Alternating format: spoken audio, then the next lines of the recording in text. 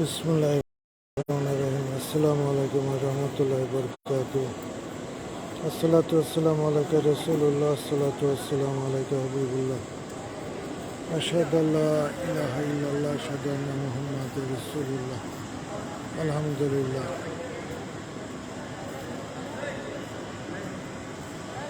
তওবা, ঈমান, নেক আমল, এই তিনটা জিনিস সমন্বয় হতে হবে, সমন্বয় থাকতে হবে। এই তিনটাই হলো ইবাদতের মূল ভিত্তি। প্রথম হলো তওবা, নিজেকে সংস্কার করা, সংশোধন করা। দ্বিতীয় হলো ঈমান। ঈমান হলো আল্লাহ তাআলার প্রতি,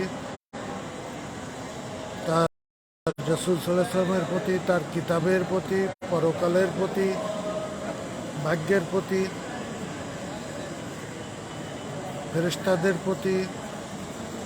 এইসব ঈমান সম্বন্ধে একটা হলো আল্লাহ তাআলার রাহে, একটা হলো আল্লাহ তাআলার রাহে, আর বাকিটা হলো আল্লাহ তাআলা সৃষ্টির প্রতি যেটা অনুমোদন দিয়েছেন, সেইটা আল্লাহ তাআলার রাহেকে সাপোর্ট করে। যেরকম নবী, কিতাব, পরকাল, ফেরেশতা, এগুলো আল্লাহ তাআলার সৃষ্টি। এগুলাকে অর্থাৎ লা ইলাহা ইল্লাল্লাহকে বাস্তবায়নে সহায়ক করে। এখানে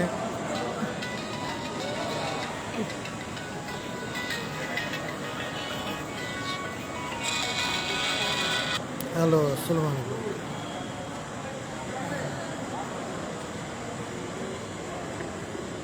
কারো কাছে নিয়ে দাও। আচ্ছা,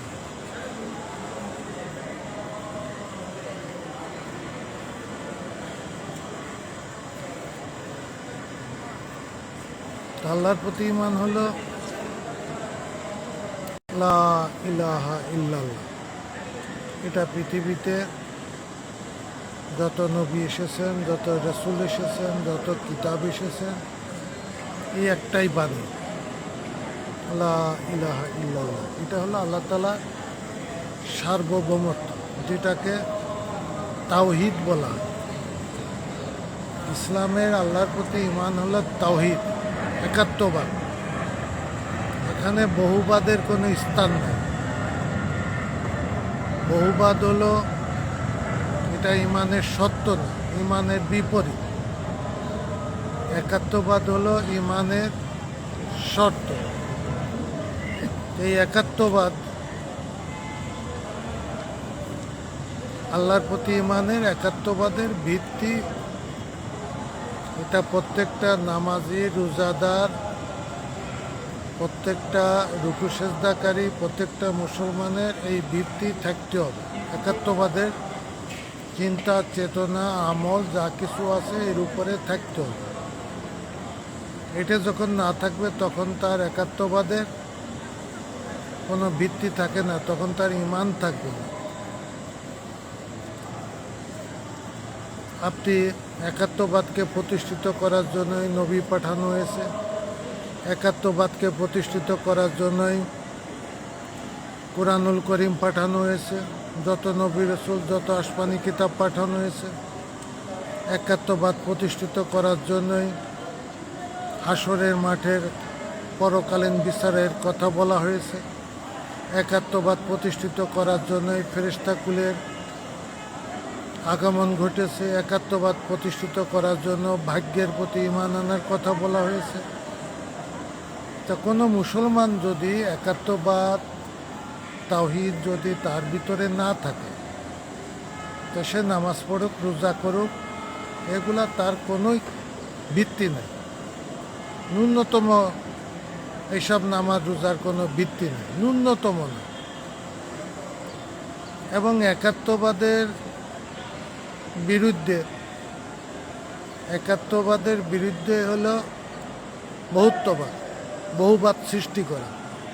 একের অধিক, অর্থাৎ হুকুম বানানো, বিধান বানানো, আইন কানুন বানানো, একের অধিক উপাস্য বানানো, একের অধিক তার হুকুম বানানো, এগুলো একের অধিক নীতি আদর্শ তৈরি করে। এগুলো তো ইসলামের ভিতরে ইসলাম পরিপন্থী। এখন আপনি মুসলমানও হবেন, নামাজও পড়বেন, আবার ইসলামের ভিতরে বহুবাদ তৈরি করবেন, ইসলামের ভিতরে একাত্মবাদের বিপরীত তৈরি করবেন। এটা তো মুসলমানদের জন্য না, এটা তো ভয়ঙ্কর ফিতনা, এটা তো মারাত্মক ফিতনা বর্তমান বিশ্ব ছড়িয়ে রয়েছে। বর্তমান বিশ্বে মুসলমানদের ভিতরে হলো গণতন্ত্র, মুক্ত চেতনাবোধ, বহুবাদ। গণতন্ত্রবাদীরা তারা ইসলামকে বলে মুখে, কিন্তু ইসলামের যে আদর্শ নৈতিকতা সেগুলা তারা তোয়াক্কা করে না। তারা নামাজও পড়ছে, আবার ইসলামের বিরোধী যত কর্মকাণ্ড মানব জীবনে এইগুলা তারা চালিয়ে যাচ্ছে। এতে কি হচ্ছে? ইসলামের ব্যাপক ক্ষতি হচ্ছে, ব্যাপক বদনাম হচ্ছে। এই যে গতকালই দেখলাম না, গত পরশু দিনকে আপনার ওই ভারতের রাষ্ট্রদূত উনি বলছেন যে বাংলাদেশ ধর্ম নিরপেক্ষবাদী, আমরা এটাকে সমর্থন দিই, ভারতীয় ধর্ম নিরপেক্ষবাদ। এখন আমেরিকা ভারতের রাষ্ট্রদূতদের কাছে প্রশ্ন, বাংলাদেশে ধর্মীয় ব্যাপারে আজ পর্যন্ত কোনো মারামারি হানাহানি হয় না, এগুলা রাজনৈতিক কৃষ্টি কালচার, এগুলা ইসলামকে বদনাম করার জন্য, ইসলামকে ক্ষতি করার জন্য, ইসলামকে দুনিয়ার থেকে কার্যকরীভাবে তুলে দেওয়ার জন্য এইগুলা তৈরি করা হয়। তা বিষয়টা হলো, আপনারা ভারতের রাষ্ট্রদূতকেই বলছি যে আপনার ভারতের দিকে তাকিয়ে দেখুন। আজকে পর্যন্ত ইন্টারনেট, আজকের নিউজ, তারা মুসলমান, গতকাল গত পরশু এরকম চলেই আসছে। মোদি, অমিত শাহ, ভারতের বিজেপি গভর্নমেন্ট, তারা ক্ষমতায়, তারা ক্ষমতাকে ব্যবহার করে পুলিশ মিলিটারি দ্বারা কিভাবে মসজিদ ধ্বংস করছে, কিভাবে আজান বন্ধ করছে, কোরবানি বন্ধ করছে, কিভাবে নামাজ বন্ধ করে দিচ্ছে, কিভাবে আপনার মুসলমানদেরকে হত্যা করছে, পিটাচ্ছে, মারছে, কি একটা ভয়ঙ্কর পরিবেশ তৈরি করে ফেলেছে গোটা ভারতব্যাপী। গোটা ভারতব্যাপী একটা বিভীষিকা পরিবেশ তৈরি করে ফেলেছে। এখন আপনি রাষ্ট্রদূত ভারতের, তা আপনি যদি এতই দরদি হন, ধর্ম নিরপেক্ষবাদের যদি হাতিয়ার হন, তা আপনি ভারতে যান, ভারতে যাইয়ে মোদিকে বলেন এগুলো বন্ধ করতে, ভারতের গভর্নমেন্টকে বলেন এগুলো বন্ধ করতে। আপনারা ওইদিকে ভারতে ইসলাম এবং মুসলিমকে তুলে দেওয়ার জন্য প্রকাশ্যে দিবালোকে গোটা ভারতব্যাপী আতঙ্ক তৈরি করা হচ্ছে, গোটা ভারতব্যাপী বিভৎস চিত্র তুলে ধরা হচ্ছে, গোটা বিশ্ব এটা দেখতেছে। আপনি বাংলাদেশে এসে সবক দিতেছেন, এ সবক বন্ধ করুন, এ সবক বন্ধ করুন। বাংলাদেশের মানুষ, বাংলাদেশের মুসলিম, হিন্দু, খ্রিস্টান, সে আদিকাল থেকে এখানে বসবাস করে আসছে, কোনো মারামারি, কাটাকাটি, ফিতনা ফেসাদ নাই। আপনি রাষ্ট্রদূত, অর্থাৎ ফিতনা খুঁজতেছেন। ফিতনা কে তরে? আপনি বলে দেন ফিতনা কে তৈরি করে, বলে দেন। আপনি বলে দেন, আপনি বলে দেন কারা করছে, তা না বলে, অর্থাৎ যদি আপনি এতই যদি আপনার মহান হয়ে থাকেন, আপনি ভারতে যান, ভারতে এগুলো বন্ধ করেন। বাংলাদেশে হয় না এগুলো, বাংলাদেশে হয় না। আপনাকে আপনি যতই বলেন না কেন, আপনি যতই ক্লিকবাজি করেন না কেন, ক্লিকবাজি সব এগুলো চলতো না, বাংলাদেশে চলবে না। বাংলাদেশের মানুষ সহনশীলতা, আত্মীয়তা পরায়ণ। বাংলাদেশের মানুষ ওই মারামারি পিটাপিটি খুব পছন্দ করে না, এগুলো রাজনৈতিকভাবে মেকিং করা হয়। এছাড়া বাংলাদেশের দিকে শান্তশিষ্ট বাংলাদেশ, এখানে অস্থিরতার থেকে বিরত থাকুন, অবশ্যই বিরত থাকুন। আর যদি না থাকেন বাংলাদেশ থেকে যান।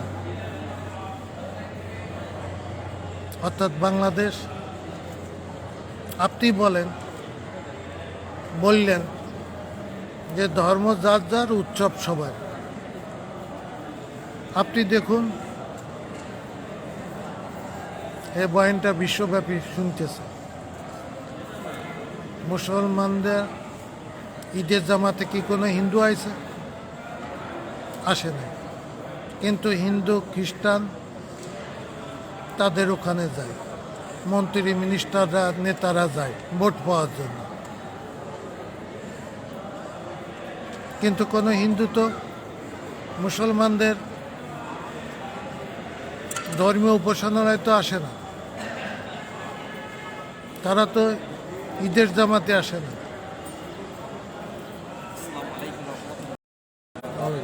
তাহলে উৎসব কার কার হবে? ইসলাম ধর্ম আল্লাহর ধর্ম। আপনাদের কোন ধর্ম? আপনাদের কোন আল্লাহর ধর্ম? কোন আল্লাহ আছে? আল্লাহ তো জানি এক আল্লাহ, দুই আল্লাহ তো নাই, এক আল্লাহর ধর্ম। বাংলাদেশে অর্থাৎ ইসলাম মানুষকে, যারা হিন্দু তাদেরকে ধ্বংস করতে আসছে, তাদেরকে মেরে ফেলতে আসছে, তাদেরকে ক্ষতি করছে, তাদেরকে অধিকার দেয়নি। তারা তাদের ধর্ম পালন করছে, হিন্দুরা তাদের ধর্ম পালন করছে। বাংলাদেশের প্রত্যেকটা হিন্দু দেখেন, ভারতের হিন্দুর চেয়ে অনেক উন্নত বাংলাদেশে হিন্দুর জীবনযাত্রার নাম, অনেক উন্নত, অনেক অনেক কথাবার্তা, চাল চলন, সকল দিক থেকে ভারতে হিন্দুর চেয়ে বাংলাদেশের হিন্দুর সব দিক থেকে গুণগত মান অনেক ভালো। কথাবার্তা, আদব কায়দা, চাল চলন অনেক ভালো। তা আপনি ভালো হিন্দুদেরকে আপনি আবার খারাপের দিকে নিয়ে যাচ্ছেন কেন? মারামারি, কাটাকাটি, ফিতনার ভিতরে উস্কে কেন দিচ্ছেন? কেন উস্কে দিবেন? ভারতের কোন হিন্দুটা খারাপ আছে? হিন্দুর ভিতরে, বাংলাদেশে হিন্দুর ভিতরে তো কোনো কে নিম্নবর্ণ, কেউ উচ্চবর্ণ, এটা তো কোনো মুসলমান দেখে না। কিন্তু ভারতের হিন্দুরাই উচ্চবর্ণ নিম্নবর্ণ এটা নির্ণয় করে। ভারতের হিন্দুরাই আরও নিগৃহীত হয় উচ্চবর্ণদের কাছে। স্কুল কলেজে ভর্তি হইতে পারে না, ভালো চাকরি পায় না, অমুক পায় না, তমক পায় না। এগুলা কি মিথ্যা কথা? মিথ্যা কথা না। কিন্তু বাংলাদেশে এগুলা নাই, বাংলাদেশে এগুলা নাই। আমাদের এলাকার একজন আছে কুমিল্লা বোর্ডের প্রধান, শিক্ষা বোর্ডের প্রধান,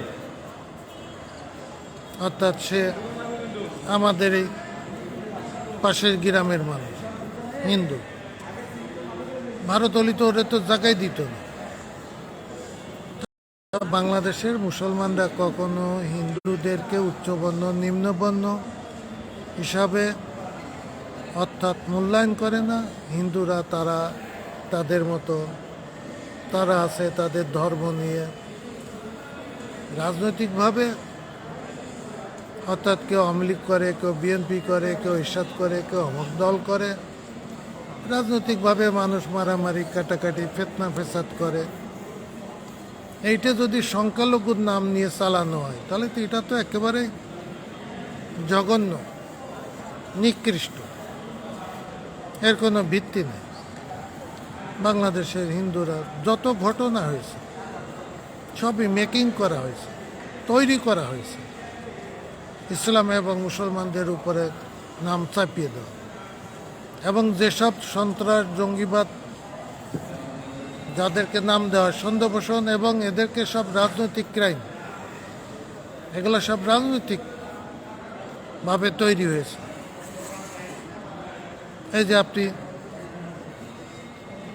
আপনার এই রমনা পার্কে যান, শরৎদিতে যান, বাইতুল মোকাররম স্টেডিয়ামে দেখবেন যে কত দাড়ি কাটে নাই, মোষ কাটে নাই, মাথায় ভিতরে টুপি আছে, পকেটে টুপি একটা লাগাই আলেম সেজে দেয়। কারণ আপনি তো এরা যদি মারামারি করে আপনি কবেন যে ওই আলেমরা মারামারি করে, তো এগুলা কার্যকর নাকি? কার্যকর নাকি? আপনি বলুন। ভারতের রাষ্ট্রদূতকে বলছি, বাংলাদেশে কোন মসজিদটা জঙ্গলের ভিতরে আছে? বাংলাদেশে কোন মাদ্রাসাটা জঙ্গলের ভিতরে আছে, পাহাড় পর্বতের ভিতরে আছে, মঙ্গল গ্রহের চাঁদে রয়েছে, যে সেখানে আলাদা ট্রেনিং হচ্ছে আর হিন্দুদেরকে উৎখাত করার জন্য তারা ট্রেনিং নিচ্ছে? আর দেখান তো কোথাও না। যান প্রত্যেকটা মসজিদের ইমাম মসজিদ তাদের রেজিস্ট্রারি আছে, তাদের ঠিকানা আছে, প্রত্যেকটা মাদ্রাসার ঠিকানা আছে, বাড়ি আছে ছাত্রদেরকে। বাংলাদেশে কোন জায়গাটায় ট্রেনিং হয় দেখান? কোনো জায়গাটায় ট্রেনিং হয়নি। তা জঙ্গিবাদ আসলো করতে কে একটা টুপি মাথায় দিল আর দাড়ি কাটলো না, তাই বলে কি সে দিব্যি জঙ্গিবাদ হয়ে গেল, আলেম হয়ে গেল? তার তো রাজনৈতিক উদ্দেশ্য থাকতে পারে। পৃথিবীতে বিভিন্ন দেশে হাজার হাজার কোটি ডলার, টাকা না, রুপি না, ডলার ইসলাম এবং মুসলমানকে ধ্বংস করার জন্য এইসব ট্রেনিং দিয়ে, কোরআন সুন্নাহ শিক্ষা দিয়ে অর্থাৎ লাগিয়ে দেওয়া হয়েছে ফিতনা তৈরি করার জন্য সারা বিশ্বে। এবং ভারতের বাজেটও তাই আছে। আপনি যদি না জানেন, ভারতে জেনে দেখেন, মোদির কাছে জেনে দেখুন। ভারতে এরকম ইসলাম মুসলমানকে ধ্বংস করার জন্য বাজেট করা হয়, খরচ করা হয় ধ্বংস করার জন্য। বিভিন্ন নাম উল্লেখ করলাম না, বিভিন্ন দেশ এগুলো করে। এখন হয়তো কমে যাচ্ছে, বিষয়টা জানাজানি হয়ে গেছে। তা বিষয়টা হলো যে পৃথিবী আধিপত্যবাদী মতবাদ ছাড়িয়ে দেন। পৃথিবীতে আধিপত্য মতবাদী ছাড়তে হবে। প্রত্যেকটা দেশ আর এক দেশ এর প্রতি সম্মান প্রদর্শন করতে হবে। জাতিতে জাতিতে, ধর্মে ধর্মে, দেশে দেশে, ব্যক্তিতে ব্যক্তিত্বে একজন আরেকজনের প্রতি, সে কাফের হোক, সে মুসলিম হোক, সে হিন্দু হোক, খ্রিস্টান হোক, একে অপরের প্রতি সৌহার্দ্য থাকতে হবে এবং একে অপরের প্রতি হিংসাত্মক মারামারি কাটাকাটি ইসলাম সম্পূর্ণ নিষেধ করেছেন। এগুলা ইসলামে জায়েজ না। ইসলাম জুলুম মুক্ত। কেউ যদি অপরাধ করে, সে মুসলিম হোক, নন মুসলিম হোক, হিন্দু হোক, খ্রিস্টান হোক, কেউ যদি জুলুম করে তার সাজা আছে। ইসলাম জুলুম মুক্ত। একটা পিঁপড়া মাত্র ইসলামে নিষেধ করা আছে। এখন আগামীতে ইনশাল্লাহ ইসলামের নামে যে বদনাম দেওয়া হয়েছিল বিশ্বে, এখন আর এগুলা খাচ্ছে না। জঙ্গিবাদ, মৌলবাদ, ওই ধর্মন্ধ অমক অমক নামে এখন আর এগুলা খাচ্ছে না। এইসব গাঁজা খুঁড়িয়ে কথা, এইসব মদ খুঁড়িয়ে কথা, মাতালদের কথা, মূর্খদের কথা, জালিমদের কথা, এইগুলা বাংলাদেশ সহ সারা বিশ্বে কেউ এগুলো আর পছন্দ করে না। সবাই বিভিন্ন এইসব তাল বেতাল পাকাইয়ে শান্তিপূর্ণ মুসলিম দেশের ভিতরে একটা অরাজকতা তৈরি করার জন্য সারা বিশ্বে ইহুদি চক্র, মোশরেক চক্র এইসব কর্মকাণ্ড চালায়। তা আশা করি বিষয়টা খেয়াল রাখবেন, বিষয়টা অনুধাবন করবেন। ধন্যবাদ সকলের প্রতি। আসসালামু আলাইকুম এবং আন্তরিক শুভেচ্ছা।